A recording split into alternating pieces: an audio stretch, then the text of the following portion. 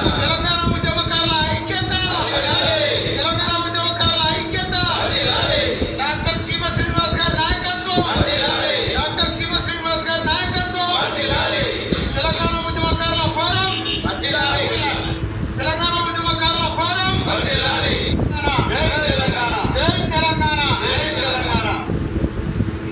మిత్రులారా, ఈరోజు శనివారం రోజున మందమరి మండల మందమరి పట్టణ మలిదశ ఉద్యమకారుల సమావేశం, తెలంగాణ ఉద్యమకారుల ఫోరం పక్షాన సమావేశం నిర్వహించుకున్నాము. మలిదశ ఉద్యమకారులు, దయచేసి మా సోదర ఉద్యమకారులందరికీ నేను తెలియజేసేది ఏంటంటే, సోదరులారా, మన కుటుంబాలను వదిలిపెట్టి 2001 నుండి అనేక త్యాగాలు చేసిన, కేసుల పాలైన, రోడ్ల పాలైపోయినాయి మన జీవితాలు. ఎవరు ఇప్పటి వరకు మనల్ని ఆదుకున్నది లేదు. మీరంతా తీవ్ర నిరాశ నిస్పృహలో ఉన్నారని నాకు తెలుసు. దయచేసి మీరందరూ గుర్తుంచుకోవాల్సింది, మనము చేయాల్సింది ఏంటిదంటే, ఎవరు నమ్మనప్పుడే 2001లోనే ప్రాణాలకు తెగించేప్పుడు జెండాలు పట్టుకొని మనందరం కూడా పోరాటం చేసిన మిత్రులారా, అందరికైనా ముందు 25 ఏళ్ళ ముందే మన భవిష్యత్తు ఏంటిదని ఆలోచించి త్యాగాలు చేసినటువంటి వాళ్ళు మనం. రేపు రాబోయే రోజులలో ఏ రాష్ట్రాన్ని అయితే మనల్ని జెండా పట్టుకుంటే అవమానించారు, అడ్డు వేసుకుంటే అవమానించారు, జెండాకైతే కొరకు మాట్లాడితే అవమానించారు, కార్యక్రమం చేత పట్టుకపోయి తప్పుడు కేసులలో పోలీస్ స్టేషన్లో పెట్టించారు.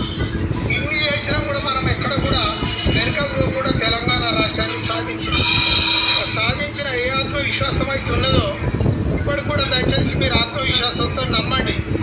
తెలంగాణ ఉద్యమకారుల ఫోరం మన కొరకు ఏర్పాటు చేయబడ్డది. వీళ్ళంతా ఇప్పుడు 2001 నుండి టీఆర్ఎస్లో పనిచేసినటువంటి మేధావులతో ఏర్పాటు చేయబడ్డది. ఖచ్చితంగా రేపు ఆదివారం నాడు రాష్ట్ర అధ్యక్షుడు చీమ శ్రీనివాస్ గారితో తారకోటల్లా కరీంనగర్ లోపల సమావేశం ఉన్నది, బస్టాండ్ దగ్గర. ఉద్యమకారులంతా రావాలి. మీరు ఆత్మవిశ్వాసంతో, దయచేసి ఎవరు నిరాశపడకుండా ఆత్మవిశ్వాసంతో ఉండండి.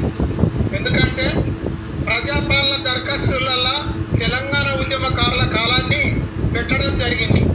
మీరు జైలుకు వెళ్ళారా, ఉద్యమాలు ఏ స్థాయిలో పనిచేసారా అంటే, అప్పుడు పిసిసి అధ్యక్షుడిగా ఉన్న రేవంత్ రెడ్డి గారిని మన సంఘాలన్నీ పోయి కలవడంతో వారు మేము అధికారంలోకి వస్తే ఖచ్చితంగా ఉద్యమకారులకు చేస్తామని ఇచ్చారు. కాబట్టి దానిలో భాగంగా ప్రజాపాలన దరఖాస్తులలో మన సంఘం సాధించిన మొదటి విజయం. మనము ఖచ్చితంగా గవర్నమెంట్ నుండి మనకు అందించేది అందుకున్నది.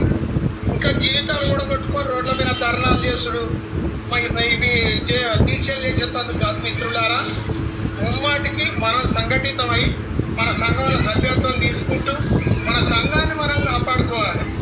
ఏ రాష్ట్రం కొరకైతే మనం పోరాడినామో, గతంలో ఉన్నటువంటి ఎమ్మెల్యేలు దళిత బంధుల మన వాళ్ళని పట్టించుకోలేదు, డబుల్ బెడ్రూమ్ ఇళ్ళల్లో మన వాళ్ళని పట్టించుకోలేదు, నామినేట్ పదవులలో మన వాళ్ళని పట్టించుకోలేదు, కనీసం కార్పొరేషన్లలో మన వాళ్ళని పట్టించుకోలేదు, కనీసం పట్టణ కమిటీలు, వార్డు కమిటీలలో కూడా ఉద్యమకారులను వాళ్ళు పట్టించుకోలేదు. కాబట్టి తర్వాత పరిణామం ఏం జరిగింది అనేది మనం అందరం చూసింది.